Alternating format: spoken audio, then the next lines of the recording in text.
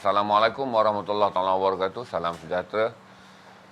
Kita jumpa untuk siaran hari ini. Garasi TV 18 hari bulan November 2021. Secara perkiraan kasarnya kita akan ada 43 hari lagi dalam tahun 2021 ni. 20 bulan ni. Ramai daripada kita menjadi orang yang lain daripada 20 bulan sebelumnya. Lain kebanyakannya saya rasa bagi mereka 2.5 juta yang telah dijangkiti. Mereka menjadi lain kerana kesan jangkitan.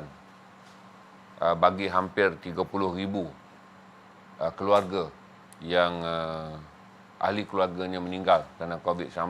Mereka menjadi lain kerana kehilangan orang tersayang dan terdekat akibat wabak COVID-19. Bagi mereka yang menjadi barisan depan, mereka menjadi lain dari segi kerjayanya kerana inilah tempoh di mana kita tak pernah melihat barisan depan kita berdepan dengan tekanan pekerjaan yang panjang dan luar biasa, kecuali apabila mengendalikan. Satu adalah ledakan pesakit yang perlu dirawat, dan yang kedua bagi mereka yang menjaga peraturan dan perundangan terpaksa bekerja keras untuk memastikan semua arahan PKP MCO ni dipatuhi. Bagi mereka yang bekerja dalam sektor yang paling teruk terjejas, terutamanya pelancongan, penerbangan, perhotelan, agensi pelancongan, mereka yang menyediakan sektor hiliran dalam industri pelancongan seperti peniaga merchandise, orang membuatkan kenderaan kereta sewa, kedai-kedai makan yang berada dalam destinasi pelancongan, dan hampir 1 juta orang yang kehilangan pekerjaan akibat COVID-19 ni. Saya fikir kata ramai orang berada dalam perubahan yang sangat luar biasa. Cuma kita tak tahu bagaimana perubahan ini akan mula membentuk watak baru orang ini apabila kita mengenali mereka semula setelah mereka kembali dalam kehidupan normal yang perlahan-lahan akan berlaku selepas COVID-19. Hari ini tak adalah apa sangat tuan-tuan. Saya bukanlah pakar psikologi, saya bukanlah pakar motivasi. Cuma saya nak share apa yang disebut pengalaman saya sebagai tua. Saya ni orang tua, 54 tahun. Kemudian perkataan fatigue. F-A-T-I-Q-U-E ni adalah benda baru. Saudara boleh google lah fatigue ni. Fatigue ni dalam bahasa yang paling mudah adalah tekanan atau bebanan yang kita alami apabila kita ditimpa begitu banyak persoalan yang memerlukan kita membuat keputusan yang cepat, pantas dan betul. Dan fatigue telah mencetuskan banyak kesan yang saudara tak pasti. Dulu saya pernah cakap tentang anxiety apa semua. Hari ini saya akan cakap tentang fatigue. Saya tunggu trafik. Saya pasti saudara yang ada dalam nanti untuk saya nak buat analisis data. Saudara reply je sama ada saudara mengalami sindrom fatigue ataupun tidak. Kalau ada, up je ada. Nanti saya preview balik. Saya akan calculate daripada jumlah trafik yang ada, berapa ramai orang yang mengakui bahawa secara tidak sedar, kecuali pada stream bersama saya ni, barulah saudara sedar bahawa saudara salah seorang daripada orang yang sedang mengalami fatigue, telah mengalami fatigue ataupun telah menjadi mangsa fatigue, F-A-T-I-Q-U-E. Dan kedua, saya akan ceritalah pada saudara bagaimana kalaulah saudara berada dalam keadaan fatigue, bagaimana saudara memerlukan aura positif ataupun vibe positif yang sangat kuat untuk membolehkan saudara mengharung period fatigue ataupun fatigue syndrome ni dengan berkesan. Jadi petang ni kita akan discuss macam mana kita nak elakkan aura toksik, kawan toksik, toxic mentality, toxic thought, toksik dalam Facebook, toksik dalam media sosial, toksik dalam pergaulan harian, dan macam mana saudara akan buat pula apa yang dipanggil sebagai reserve action, di mana tindakan saudara lebih seperti berundur tetapi saudara sebenarnya sedang maju ke depan. Saya tunggu trafik masuk untuk topik ni. Mana yang dah ada saya dah explain lah. Kita biasanya trafik petang kita ni 800 je sekarang. Kita jarang dapat cecah 1000 lebih apabila PKP telah pun berakhir dan dalam fasa 4 ramai orang bekerja. Tapi saya nak share topik ni. Saya belum jumpa mana-mana kaunselor untuk discuss topik ni. Ini adalah fresh topik yang berdasarkan sedikit kematangan saya daripada tahun 2002 saya mula mengenali ramai psikiatris dan juga kaunselor psikologi. Kemudian kerana pergaulan yang agak rapat dan bertukar-tukar kaunselor. Hingga saya pernah berada di sekitar 2 daripada 4 psikiatris terbaik di Malaysia. Dan juga berjumpa tak kurang daripada 15 psikiatris untuk berdiskusi, hadir dalam banyak sesi-sesi psikiatris, sama ada psikiatris, psikologi ataupun klinikal psikiatris. Dan hari ini kita akan bincang supaya satu adalah betapa pentingnya kita mengelak untuk mengelakkan fatigue. Satu, kalau tuan-tuan rasa tuan-tuan berumur macam saya ni, saya sebut tua lah, selamat dia marah. Selamat 54 masih muda. Tua adalah yang bawa tongkat Ali. Yang selagi tak bertongkat Ali, dia kira muda lah. Manakala pada saya ni, orang 40-an pun boleh menjadi tua. Ada satu kata-kata yang indah menggambarkan bagaimana secara falsafah orang itu dilihat tua dan muda. Orang yang banyak mengimbau masa lalu dan merasa sayu dengan masa lalunya, itu tanda dia tua. Tak kira saudara umur 20-an ke, saudara 30-an ke, 40-an. Kalau saudara banyak mengimbau masa lalu dan saudara menjadi sayu oleh masa lalu, maksudnya kalau yang cinta tu dia teringat girlfriend dia putus cinta masa sekolah, girlfriend dia putus cinta masa kampus, dia teringat itu, dia teringat. Semua saja ingatan masa lalu memberikan dia rasa sayu dan rasa sedih. Itu adalah ciri-ciri orang yang telah pun dituakan oleh waktu, kerana cara dia mengendalikan masa lalunya itu adalah gagal. Manakala orang yang dikatakan muda, walaupun dia tua, dia sentiasa melihat masa depan dengan penuh semangat. Dia lihat masa depan dengan aim, dia lihat masa depan dengan sasaran, dan dia melihat senarai masa depan yang perlu banyak untuk dilakukan demi mencapai banyak kebaikan dan mencapai banyak kejayaan. Itu secara falsafah apabila kita menggugurkan ukuran umur dari segi angka dan kita melihat umur dari segi attitude. Ini kata seorang ahli falsafah, saya dah lupa nama dia. Dia kata seorang lelaki yang tua adalah mereka yang apabila melihat masa lalunya diimbau oleh rasa sayu dan sedih. Seorang lelaki yang muda adalah apabila mereka melihat masa depan, mereka melihatnya dengan penuh harapan untuk mencapai kejayaan. Tu saya bagi mukadimah petang ni. Tuan-tuan dan puan-puan, oleh kerana bila saya stream ni, saya dah satu adalah kerana kerja lah. Jadi saya kurang. Saya adalah seorang yang sangat banyak observe. Walaupun saya bukanlah seorang yang socialite. Saya bukan adalah park boy. Saya bukanlah golf community. Saya bukanlah kuat bersosial. Saya bukanlah orang yang hidup dengan menjadi members kepada kelab-kelab socialite. Walaupun pada tahun 2002 saya telah menikmati, pada tahun 2008 saya telah menikmati gaji 5 digit. Jadi saya tak banyak pengalaman bagaimana berada di sekitar orang-orang elit dan orang-orang sosialit. Tapi bila umur saya mencapai 50 tahun, saya ada satu perubahan yang sangat ketara, di mana saya sangat menghadkan pergaulan, menjadi seorang yang sangat reserve, menjadi seorang yang family man dan homey type, orang yang sentiasa berada di rumah semua.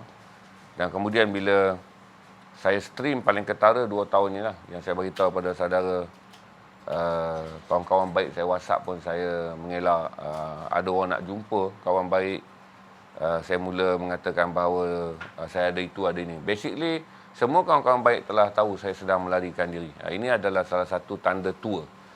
Tanda tua.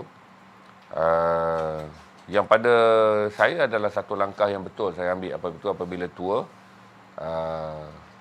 Kita tak boleh lagi menjadi pohon rendang yang memayungi begitu ramai keadaan. Memayung ni bukanlah bantu, maksudnya berada seperti pohon rendang yang berada di bawahnya ramai orang dapat berteduh. Kerana ketuaan telah menjadikan kita adalah pohon yang kehilangan banyak daun. Daun mula gugur, kita lebih banyak ranting dari daunnya.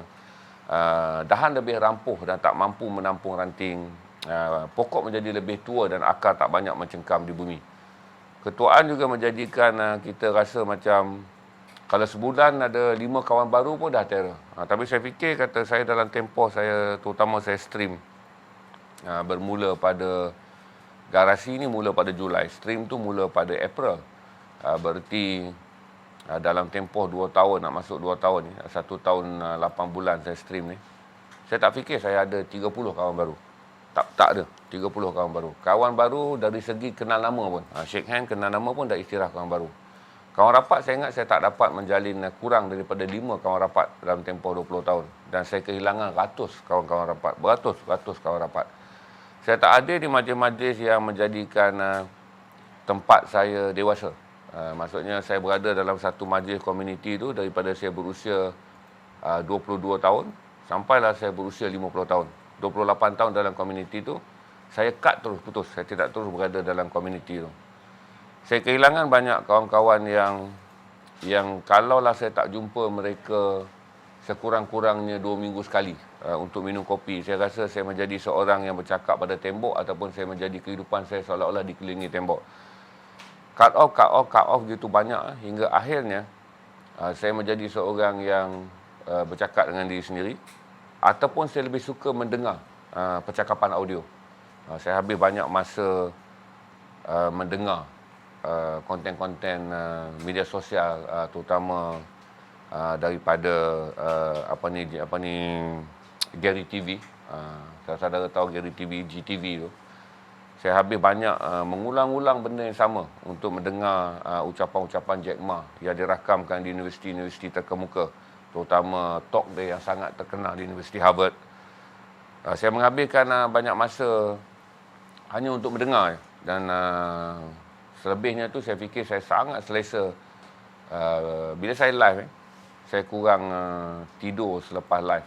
Berarti saya hanya akan tidur selepas subuh sebab saya selalu rasa kalau tidur lepas tu nak bangun subuh jadi berat. Jadi saya akan menghabiskan masa sesekali berbual dengan rakan meniaga ni tentang apa perniagaan yang perlu dibuat.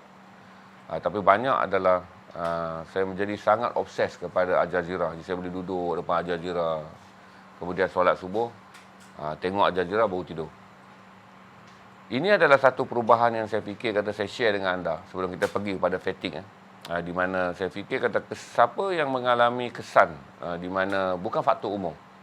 Kerana faktor COVID-19 telah memberikan dia lebih banyak masa merenung apabila terkurung. Anda rasa anda masuk dalam zona ni? Sila jawab ya.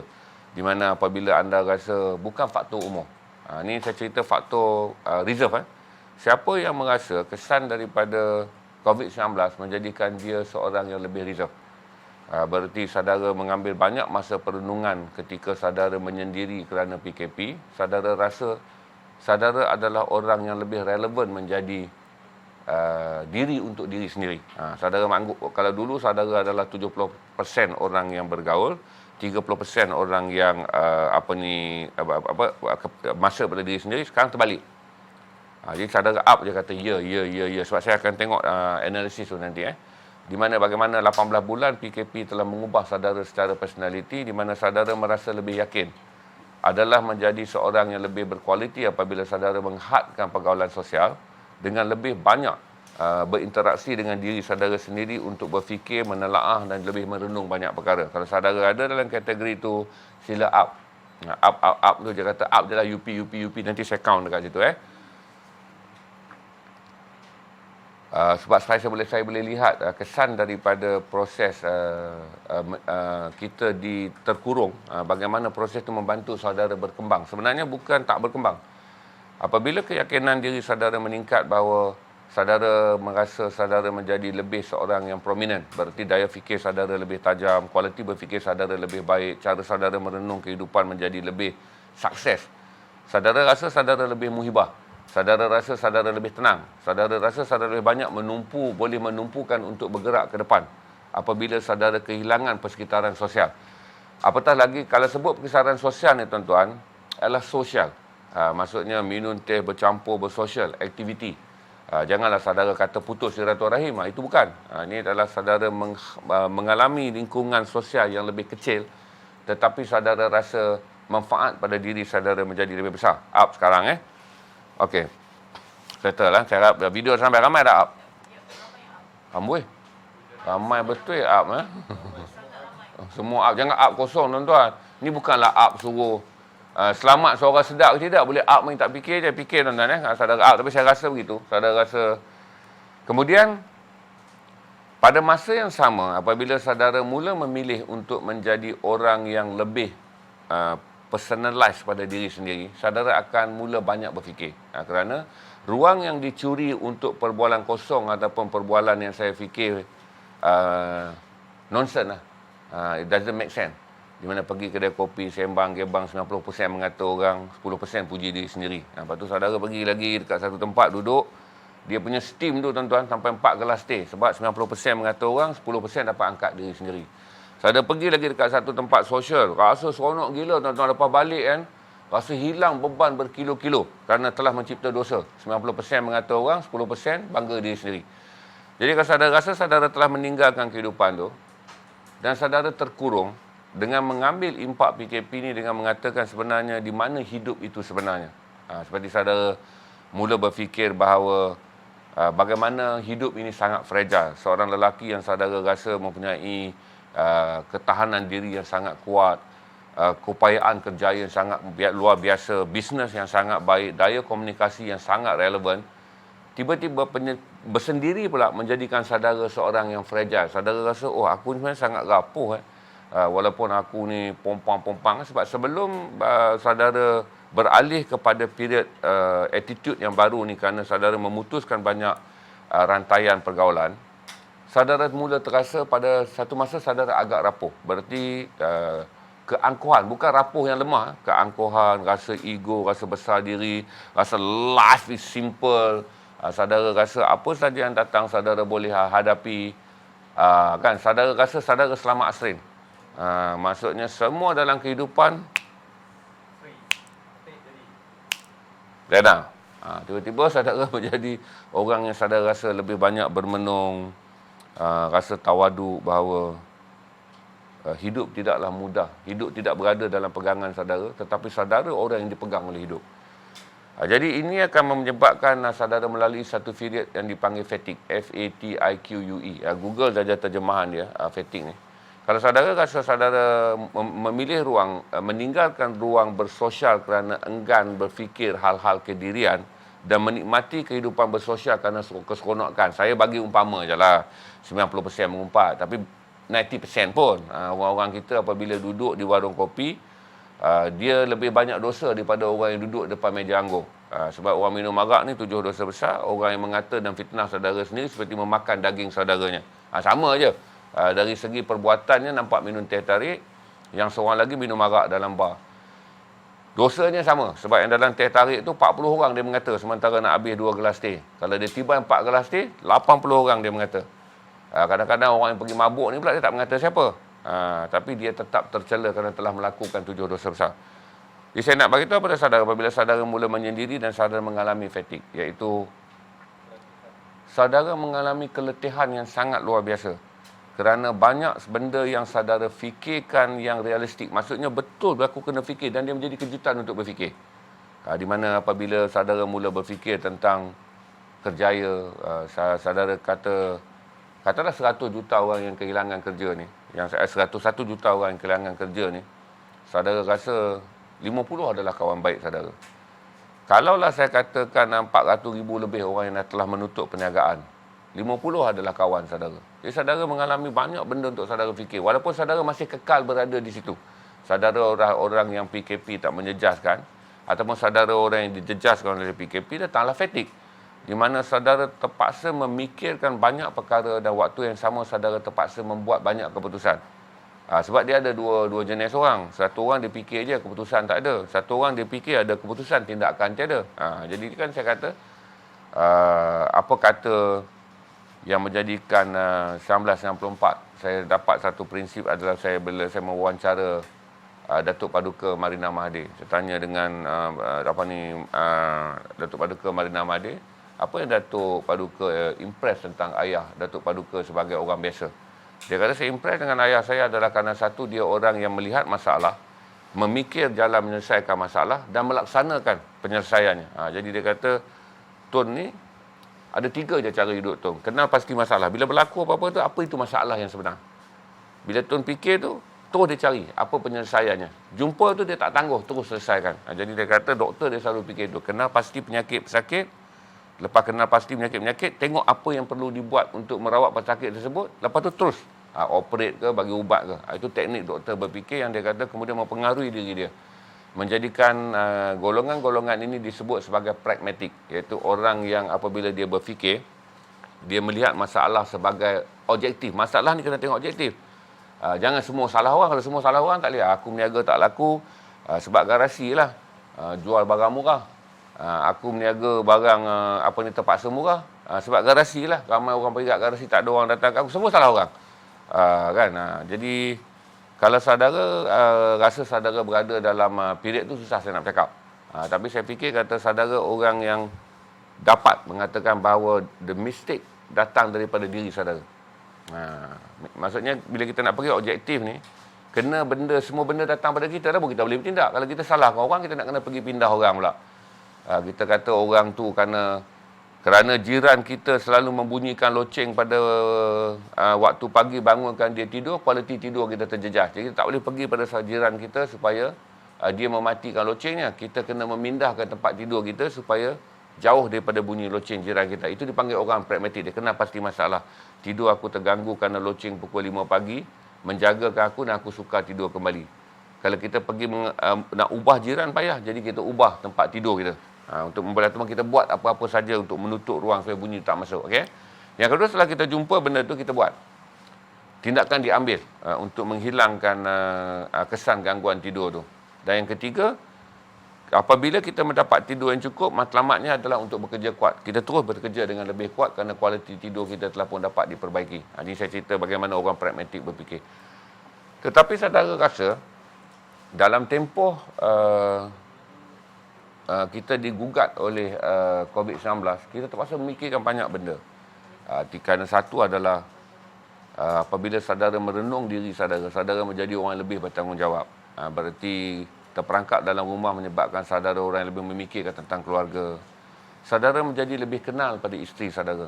Dan kemudian mengenal isteri saudara menyebabkan saudara memikirkan bahawa di mana kualiti saudara sebagai suami. Dan kalau saudara isteri pula dalam kes ni, proses pengasingan, dia panggil reserve pada diri sendiri banyak tu, saudara lebih banyak memikir personal saudara. Saudara mula merasa, apakah aku adalah seorang isteri yang baik kepada suamiku dan apakah aku telah menjadi orang baik pada anak-anakku. Sebab masa terkurung tu tak pernah berlaku dalam tempoh kita menuju usia ni, kecuali bila PKP.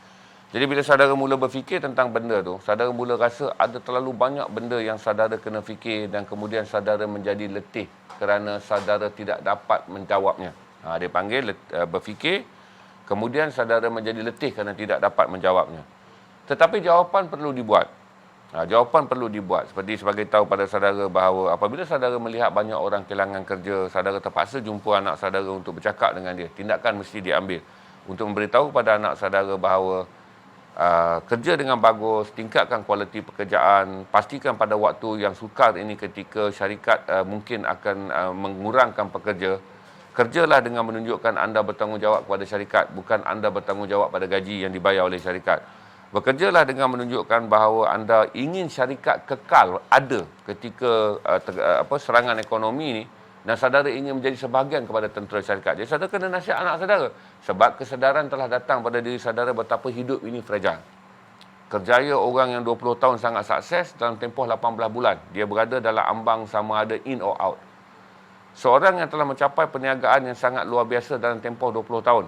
Yang mana krisis yang dia alami adalah pengucupan untung 5% je. Sebelum ni dia untung naik 100%, 200%, 300%. Ketika COVID ni dia terjejas 5% je. Sebelum ni dia terjejas 5%. Tetapi apabila datang COVID, dia mengalami kerugian 200%. Jadi orang-orang yang berada dalam bentuk fikiran begini, dia akan mula memberi nasihat.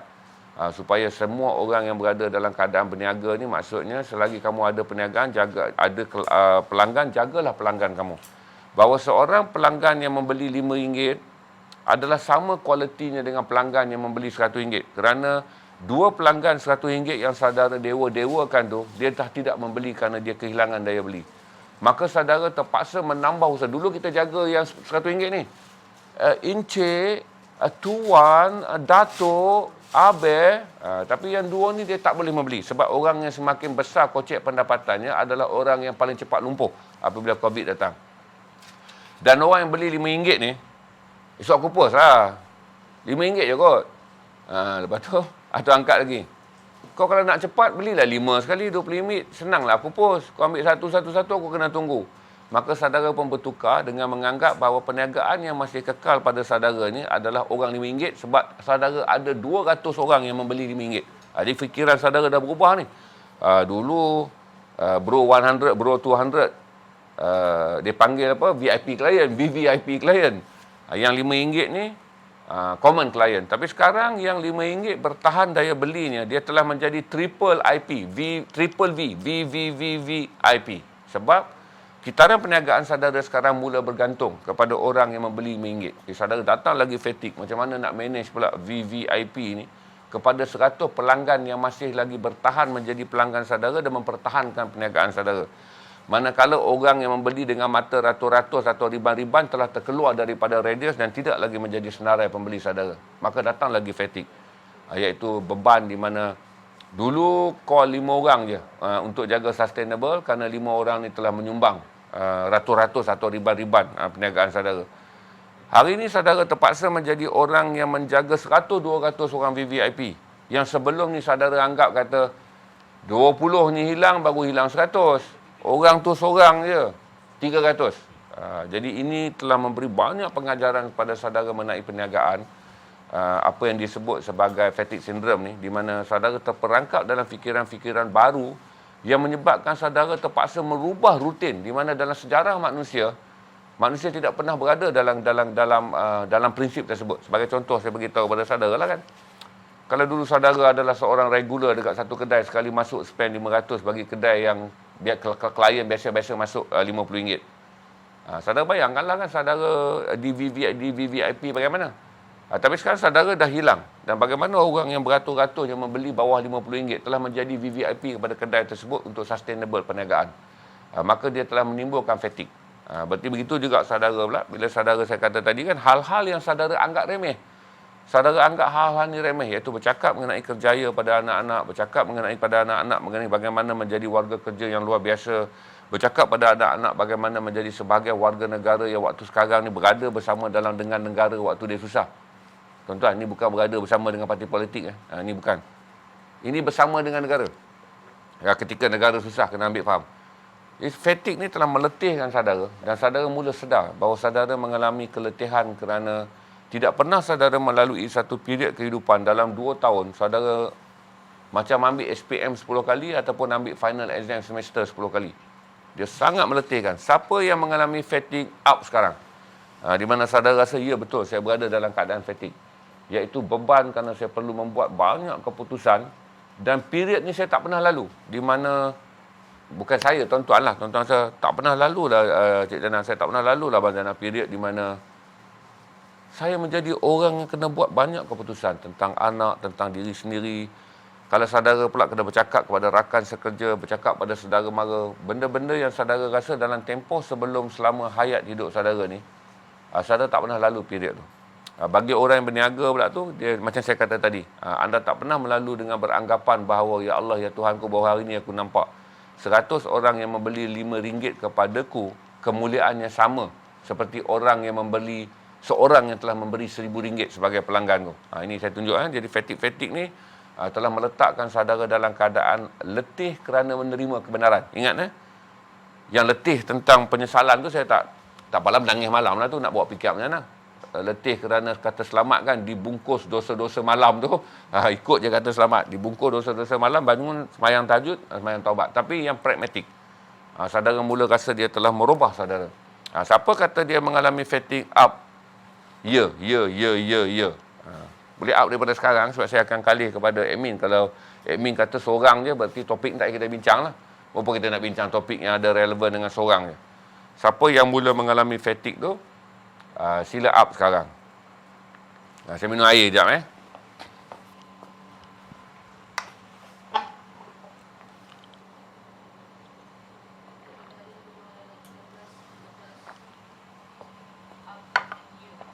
Okey. Tak sebanyak yang reserve Reserve lagi banyak. Daripada orang kata admin, orang yang merasa dirinya menjadi lebih selesa menyendiri, apabila proses menyendiri ni melatih, proses PKP telah menyebabkan anda menjadi, anda mula rasa sebenarnya aku ni manusia yang lebih selesa menyendiri. Itu lebih ramai. Orang yang terperangkap dengan beban untuk membuat keputusan yang banyak dalam tempoh PKP dan dia tak pernah melalui cabaran untuk membuat begitu banyak keputusan dalam tempoh yang pendek. PKP ni jumlahnya lebih kurang, less sikit. Oh, tengah naik lagi. Okey, tunggu. Tuan-tuan jangan up selamat pakai baju pink lawa ke tidak. Pakai up ni up serius tuan-tuan, sebab saya akan mengambil data jawapan untuk membuat perkiraan. Daripada berapa ratus orang tengok sekarang? 700 lebih kita akan share. Waalaikumsalam warahmatullahi wabarakatuh. Siapa siapa tu? Naik atas dah, Lamat Liah. Dia aja berani live sound saya Pak Nok Meleleh. Tapi dia tak panggil saya Pak Nok Meleleh, dia panggil Non. Kalau Pak tu junior saya lah. Kalau Meleleh tu adalah kerana ayah saya berasal daripada kampung Meleleh Megat Dewa, Kota Rentang, Kedah. Jadi bila ayah saya merantau masuk ke dalam bandar Alor sebagai anak yatim piatu kerana atuk saya meninggal dibunuh selepas perang Jepun. Jadi bapa saya berusia 11 tahun berjalan kaki daripada Kota Rentang menuju ke Sungai Baru untuk menumpang kasih hidup dengan orang. Maka orang kampung ni bela bapa saya. Oleh kerana ramai mat di kampung Sungai Baru ni, Alok Gunung Kedah ramai mat, maka mat pada bapa saya tu direfer pada kampungnya Meleleh. Lepas tu bila orang Kedah kan, dia kalau tak lawak tak boleh, dia tambah H belakang. Dia soalan Meleleh. Dia sebenarnya merujuk kepada mat yang menjadi tukang angkat gundi dan budak yang diupah buat kerja bendang ni, asalnya orang kampung Meleleh. Okey Ramai Okey, berarti fatigue telah menjadi satu sindrom kepada kita, lebih daripada 50 orang.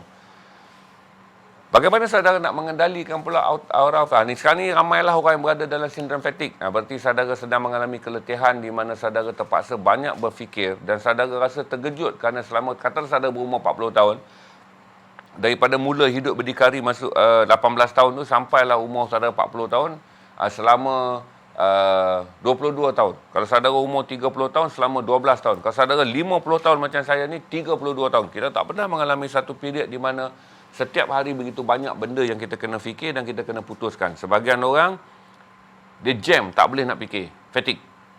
Sebahagian orang, dia buat keputusan. Salah banyak dalam keputusan dia. Sebab secara rujuk, secara skillnya, keupayaan kita ni menyelesaikan macam soalan periksa lah. Kan ada standard dia. 60 soalan objektif, 40 subjektif. Jadi saudara dah dapat lebih daripada limit soalan tu, maka saudara tak pernah lalui persediaan. Kita tak pernah mempersiapkan diri kita untuk melalui satu tempoh di mana kita kena banyak berfikir dan menyelesaikannya. Jadi fatigue terperangkap dalam benda tu.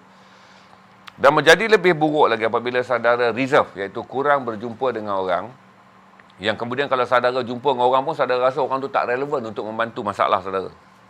Kan? Kecuali masalah saudara adalah menyelesaikan isu sebenar, pergi jumpa orang, saudara mengumpat. Itu tak relevan. Saya tak mau cakap soal benda tu lah. Pergi mampus lah siapa yang nak turunkan hidup macam tu. Tapi saudara rasa kalau saudara bawa masalah fatigue yang sangat relevan dengan saudara, saudara tak ada reference. Tak ada kawan-kawan saudara yang boleh mungkin diajak berbincang untuk menyelesaikan, kerana masalah itu adalah masalah yang saudara tidak pernah mempunyai lingkungan pergaulan. Jadi orang yang boleh menjadi good advisor tak ada. Teringat Man, tak mau sebutlah Man macam-macam Man lah. Man ni kalau jumpa dia lagi, cerita yang pertama 30 orang dalam ni semua ahli neraka. Pagi jumpa pula ingat Abu ni, jumpa dengan Abu ni 40 orang dalam dunia ni semua kaki maksiat. Jadi saudara pergi teringat pula orang yang nama Zul ni, saudara jumpa yang Zul ni, orang lain semua tak betul. Dia yang betul. Dia saudara rasa fatigue tak dapat membantu saudara. Kalau saudara checklist kawan saudara ni kan, ini jumpa ni tambah beban ni. Maksudnya sekarang spikul garam di atas bau, jumpa orang ni, spikul pasir. Spikul garam jual dapat juga RM3. Spikul pasir, bawa beban ibarat menanggung bewak hidup. Jadi saudara pun fatigue dan tenggelam. Maka saya ambil pengalaman saya ni, maka saya nak mengajar saudara bagaimana migrate kepada aura positif. Ni dah habis tadi kita cakap tadi tentang apa ni fenomena reserve, di mana saudara menjadi seorang penyendiri dan waktu yang sama saudara tiada jalan keluar.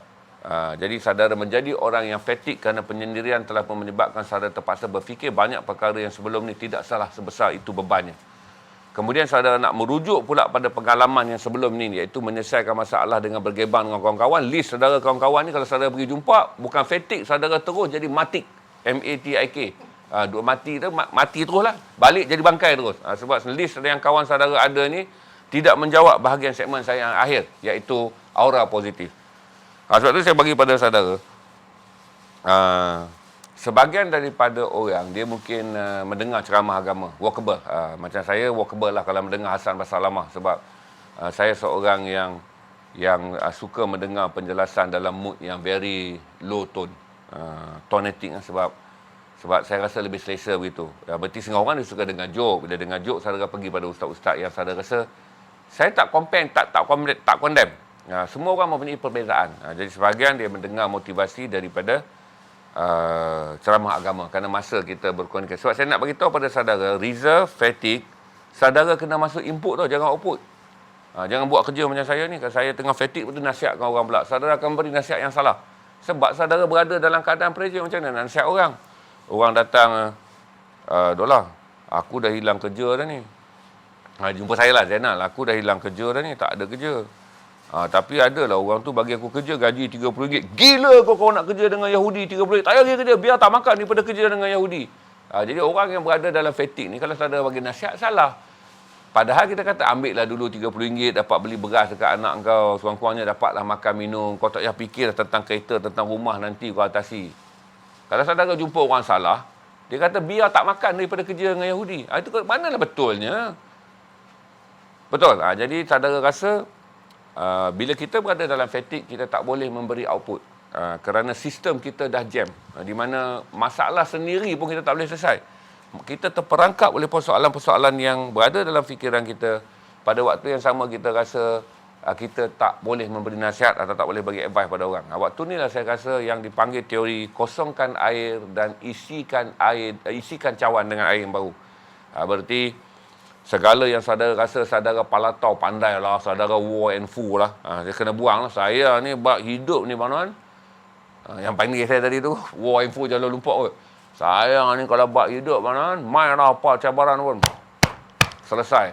Kan tak boleh lah kalau duk terus fikir macam tu, nak masuk dalam sindrom apa ni reserve, pergi pada fatigue, nak selesai masa tak boleh bawa lah. Pasal bila datang fatigue ni, datanglah tawaduk serentak. Jadi ambil siapa yang belum nak pergi ke aura positif, dia sedang alami fatigue tapi tawaduk tak datang pada dia. Dia masih lagi satu orang kata, bro, 5 tahun lah aku bayar satu biji rumah. Kau loan berapa tahun? 25 tahun. Aku loan 5 tahun ni. Bank tu jumpa aku offer 3 biji rumah lagi. Kalau tengah duk fatigue pun macam tu, na'udzubillah min zalik. Yang saya nak cerita ni, kalau siapa yang berada dalam fatigue sebelum pergi pada aura positif, balik pada tawaduk dulu. Berarti akurlah bahawa aku ini manusia yang rapuh.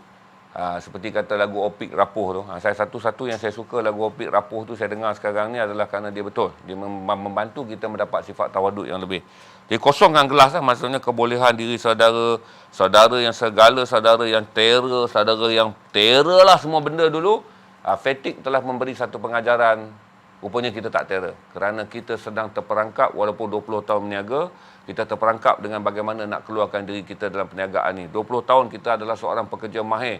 Yang kita kalau tak pergi syarikat, bergoyang bangunan syarikat sebab seorang pekerja paling hebat tak datang. Tapi hari ini, kalau kita nak pergi syarikat, kita yang goyang. Esok boleh kerja lagi atau tidak. Syarikat boleh dibungkus pada bila-bila masa. Maka masa fatigue tu, buang semua yang saudara rasa saudara luar biasa. Supaya saudara boleh isi kelas baru untuk pergi kepada fasa 3 yang saya sebut aura positif ni.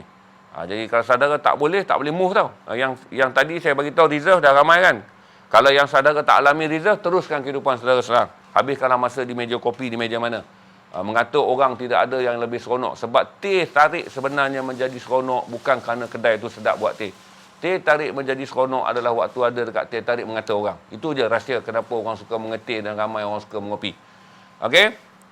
Pindahkan bab tu, pergi balik kepada bab fatigue tadi ni. Bila saudara trap dalam fatigue, saya kata balik pada tawaduk ni. Iaitu membuang segala benda yang tak kira lah macam saya ni 55 tahun ni rasa pandai. Maksudnya doktor kena tengok kuman by mikroskop. Saya tengok kuman scan dia. Oh, ini alfa. Lalu beta. Lalu ini virus biasa. Saudara champion macam mana pun lebih terror daripada doktor. Kalau tengok langit ni, saudara tengok langit gitu je. 2 minggu lagi hujan lebat. Maksudnya champion saudara sebelum tu. Tapi sekarang kena buang semua benda tu. Saudara kena menganggap bahawa inilah pertama kali dalam hidup. Tuhan telah memberi peluang aku untuk dilahirkan semula. Maksudnya ilmu tu, buang kepandaian semua tu rasa dan kosongkan cawan tu. Dan kemudian kita masuk kepada aura positif, iaitu mengisi cawan baru. Bila saudara rasa saudara terperangkap sebab fatigue tak boleh keluar. Saudara janganlah duk fikir skill saudara yang 20 tahun tu. Sebab skill 20 tahun tu dah tak relevan kerana kita sedang menghadapi cabaran baru. Di mana selepas ini kita akan alami kehidupan yang baru. Banyak benda baru yang kita kena lalui. Tuan-tuan jangan buka solat baru, solat kekal, solat lama. Jangan tambah rukun iman, rukun Islam. Kekal begitu. Yang baru saya katanya adalah kehidupan harian kita sebagai manusia biasa. Segala benda-benda yang telah diputus, telah dirukunkan oleh agama kekal begitu hingga kiamat datang. Jangan pusing pula cakap aku. Okey? Buang dah tawaduk, saudara. Saya sarankan saudara mula mengisi. Mula mengisi ni satu yang paling bagus untuk saudara isi. Banyak orang menyarankan kepada saya adalah mula membaca tafsir. Sebahagian orang. Kalau saudara nak baca tafsir tu, nak baca tafsir surah Kahfi ke, saudara baca tafsir itu terpulang. Kerana benda-benda macam ni ibadat. Tak kerana saudara fatigue pun patut baca. Tapi kalau saudara rasa insaf tu jadi tinggi, bacalah, ambil lah. Maksudnya bukan membaca surah Al-Kahfi, tetapi membaca tafsir Al-Kahfi. Baca tafsir Al-Kahfi, bacalah apa tafsir pun. Tapi yang lain adalah menguatkan vibe positif ni. Saya sadarkan kepada saudara, limitkan pertemuan dengan satu atau dua orang yang sama saja. Yang apabila saudara bertemu dengan dia, dia tak menyelesaikan masalah, tapi dia mengukuhkan kekuatan diri saudara. Begini saudara jumpa orang ni dia tak bantu pun saudara menyelesaikan masalah saudara. Tetapi dia adalah orang yang boleh membawa aura positif. Berarti dengan dia ni saudara duduk, kita panggil apa tau? Copy character. Kita kosong ni kita nak copy karakter je. Walaupun knowledge dan juga kebolehan dia bukanlah yang menyelesaikan masalah saudara, tapi copy karakter. Berarti kalau orang macam saya ni, rumah saya dekat dengan Syekh Nuruddin Syekh Nuruddin Marbu' Al-Banjari Al-Makhi tu, saya akan pergilah. Bukanlah pada waktu ni saya rasa syarah Syekh Nuruddin tu boleh membuatkan fatigue saya selesai. Tidak.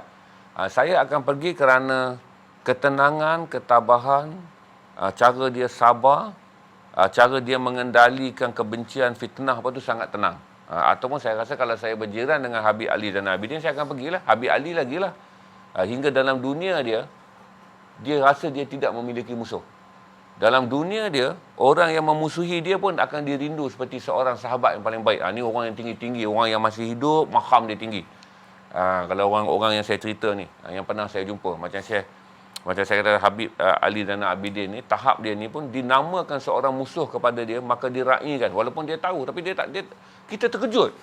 Orang ni kan duk bantai. Allah Akbar, dia kata itulah kawan baik saya, orang yang paling saya sayang. Saya paling rindu. Orang selalu saya ingat. Dia cakap dalam dialek Indonesia dia sikit tu. Dan kalau saudara Syekh Nuruddin Marbu' Al-Banjari ni pula, saudara cerita apa masalah pada saudara, dia tak blame. Dia akan menceritakan pula kepada saudara bagaimana hidup ini adalah bangkit menuju ke depan. Kerana agama itu adalah sumber kekuatan. Jadi agama ni, orang yang beragama ni, bila datang cabaran kepada dia, dia bukanlah menjadi orang yang redha masuk gua. Tak. Dia menjadi orang yang redha kemudian bergerak ke depan. Agama ni jangan salah faham.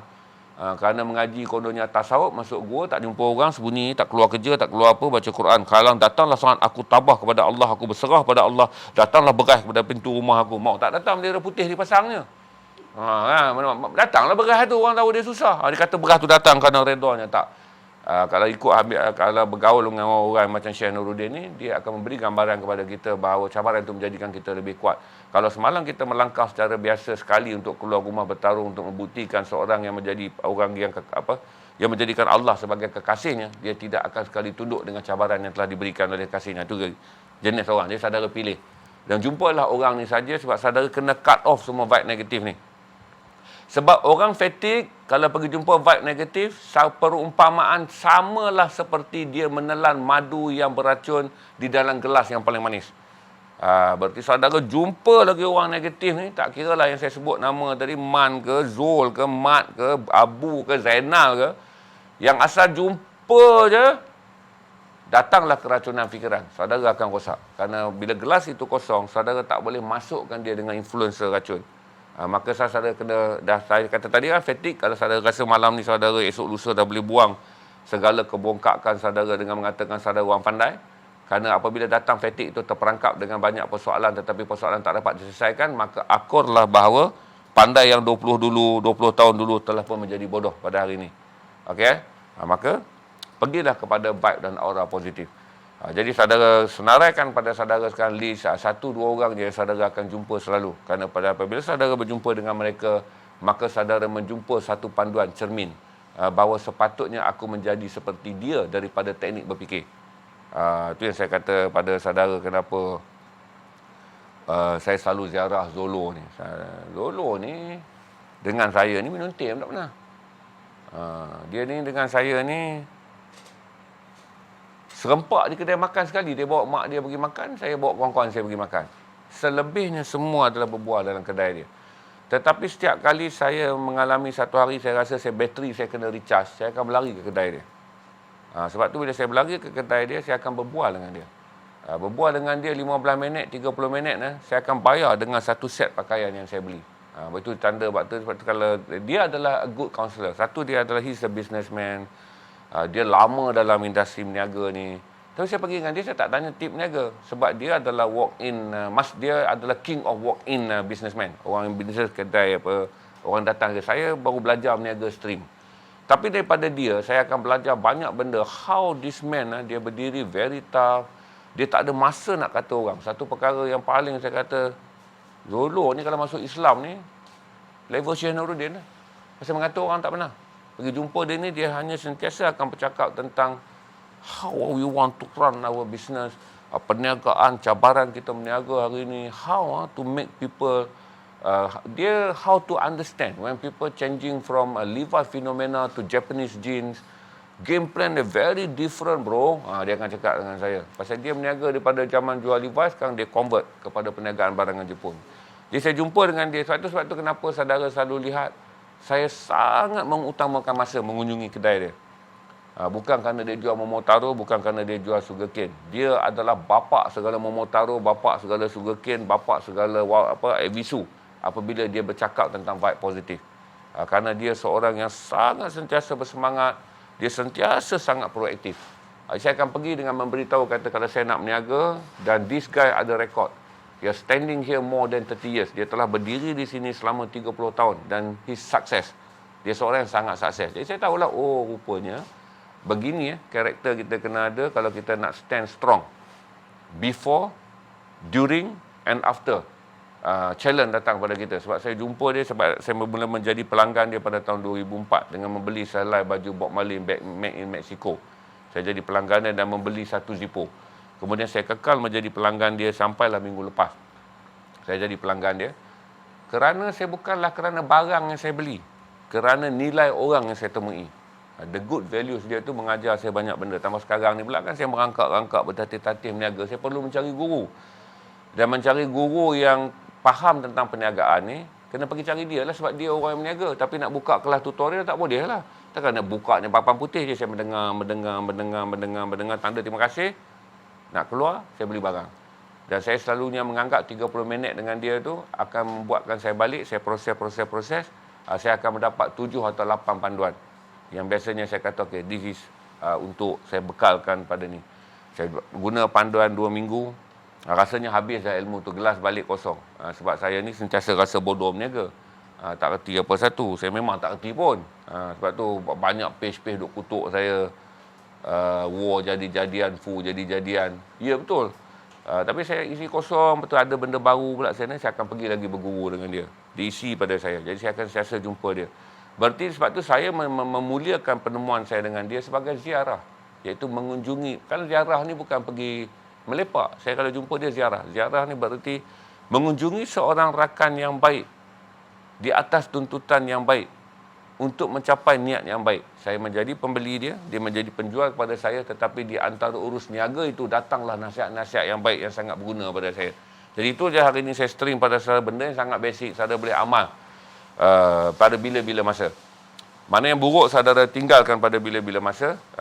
Ini saya bagi tahu pada saudara adalah sia-sia. Allah turun ujian pada kita dalam 20 bulan yang sangat besar dengan COVID-19 ni. Kalau kita hanya bercakap tentang booster, kita duk bercakap tentang 2 dos, kita duk bercakap tentang vaksin dan anti-vaksin, kita duk bercakap siapa yang perlu disalahkan, siapa bapak bagi segala penyakit, kita bercakap tentang agenda Yahudi, kita bercakap tentang Illuminati, kita bercakap tentang Bill Gates dah bercakap, Bill Gates lah bapak segala kejahatan virus. Tak guna. Kerana yang paling penting bagaimana penyakit ini telah pun mengajar kita supaya besok Salah satu yang kita boleh jawab dengan mengatakan, Ya Allah Tuhanku, aku bersyukur padamu kerana 20 bulan yang sangat berat ujian telah kau beri, telah menjadikan aku orang yang lebih baik. Kerana kita ni apa? Jadilah hari ni, jadilah orang lebih baik daripada semalam, esok jadilah orang lebih baik pada hari ni. Itu saja jawapan saya. Terima kasih pada orang yang menjawab tentang mereka menjadi lebih reserve dan lebih menganggap bahawa mendekati diri sendiri adalah lebih baik daripada bersosial dan membuang masa di meja kopi untuk mengumpat orang. Dia cut off benda tu, dia rasa betul COVID-19 telah mengajar. Maka saya mengatakan bahawa anda lah orang yang Allah sayang, kerana COVID-19 telah menjadikan anda menyendiri, di mana Allah telah turunkan satu bencana untuk mengurung anda. Dengan mengurung itulah anda dapat mengenali diri. Kalau anda datang dalam fatigue, berarti terima kasih Allah Tuhanku, kerana pertama kali Allah meningkatkan kualiti anda berfikir. Di mana kualiti anda berfikir walaupun tak ada jalan keluar, tetapi Allah telah meningkat kepada saudara fikir. Sebab tu tablik ni dia kata bukan jawab, fikir. Bukan hidup dalam tablik ni bukan jawab, fikir. Kerana dalam fikir akan datang kasih sayang Allah, iaitu memberikan anda jawapan apabila anda berfikir untuk melakukan kebaikan. Cuma yang ketiga saya kata, mula hadkan. Kawan ni ada 2-3 orang pun okey. Dengan 2-3 orang tu, saudara mendapat perkara-perkara positif. Daripada 2-30 orang, hari-hari kerja nak pukul orang je. Siapa yang kita nak pukul orang, bila jadual dah ada dah ni. Jumaat pukul Dolah, Rabu pukul Jo, Rameh pukul. Beratus orang dalam kubur. Kalau ikut list nama pertemuan mereka ni yang mana so-called gangster ni, beratus orang ni dalam kubur. Kalau ikutlah. Tapi sejak 5 tahun dia sembang, tak ada satu kubur pun yang dia pernah pergi, dan tak ada satu kubur pun nama yang dia sebut masuk kubur. Itu saja perbincangan petang ni. Saya ucap terima kasih pada saudara yang hadir berkongsi sesi.